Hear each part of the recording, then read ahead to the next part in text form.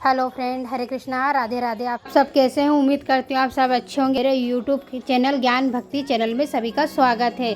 गुरुवार का व्रत उद्यापन घर पे करें इतनी आसानी से, ज़्यादा बिना सरल तरीके से उद्यापन करेंगे। और उद्यापन में जो सामग्री रहती है, उद्यापन में हमें एक काम अवश्य करना चाहिए, जिससे हमारा व्रत का पूरा फल हमें मिल जाता है, उद्यापन का पूरा फल हमें प्राप्त हो जाए।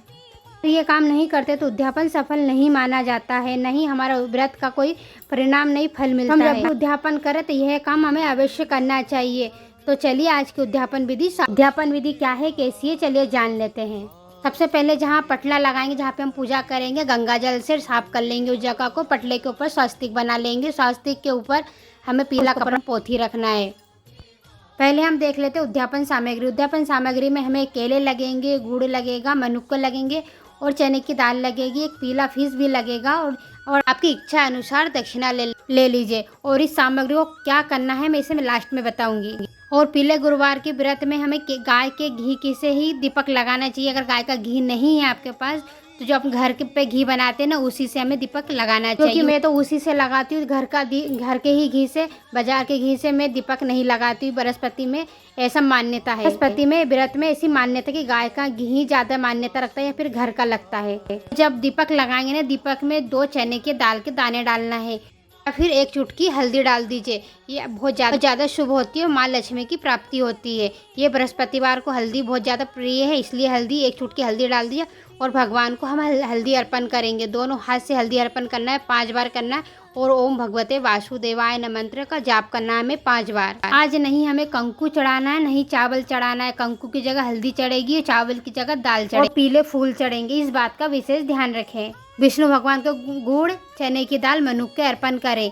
ये भगवान को आज भोग में यही लगते हैं और इसी का भोग लगाया जाता है। और जिस लोटे में उसमें भी मैंने 1 चुटकी हल्दी डाल दी, 1 पीला फूल डाल दिया, चने की दाल, गुड़ और मनुक्के भी डाल दिया है।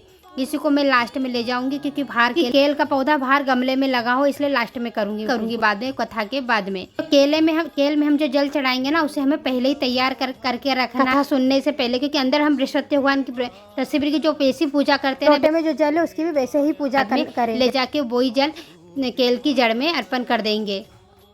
जो हमने सामग्री, उद्यापन सामग्री हमने जो निकाल, उद्यापन सामग्री के ऊपर हमें 3 बार जल घुमाना है। जल नहीं घुमाएंगे जब तक ये, कुछ भी हम किसी को दान करते हैं इसके ऊपर अगर हम जल नहीं घुमाते तो पूरी तरह से दान नहीं होता है। जल घुमाने के बाद ही दान किया जाता है होता है। कुछ भी चीज़ दान करने से पहले जल जरूर घुमाना चाहिए। हमने कथा सुन ली है, कथा सुनने के बाद हम आरती कर रहे हैं।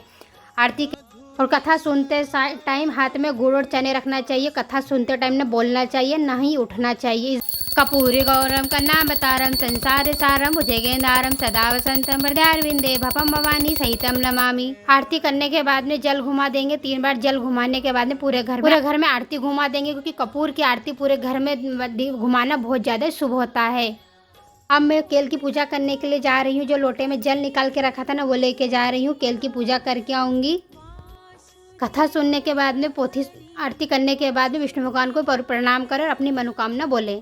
हमें ऐसा कौन सा काम करना चाहिए जो हमारा उद्यापन पूरा सफल हो जाए, व्रत पूरा सफल हो जाए। जो हमने जो उद्यापन सामग्री पंडित को दान दे देंगे, कि पंडित को दान देने के बाद ही हमारा व्रत, हमारे उद्यापन पूरा सफल। आपके पूरे व्रत हो जाएं, आपके उद्यापन जब आप करेंगे ना, हम उद्यापन करने के बाद में 1-2 घंटे बाद ये सामान आपको पंडित के यहाँ पहुँचाना है। ये बहुत ज़्यादा ज़रूरी है पहुँचाना, और टाइम से पहले पहुँचाना बहुत ज़्यादा शुभ माना जाता है।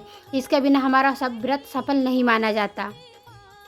मैंने पूजा करने के 2 घंटे बाद ही पहुंचा दिया था, मेरे हस्बैंड लेके गए।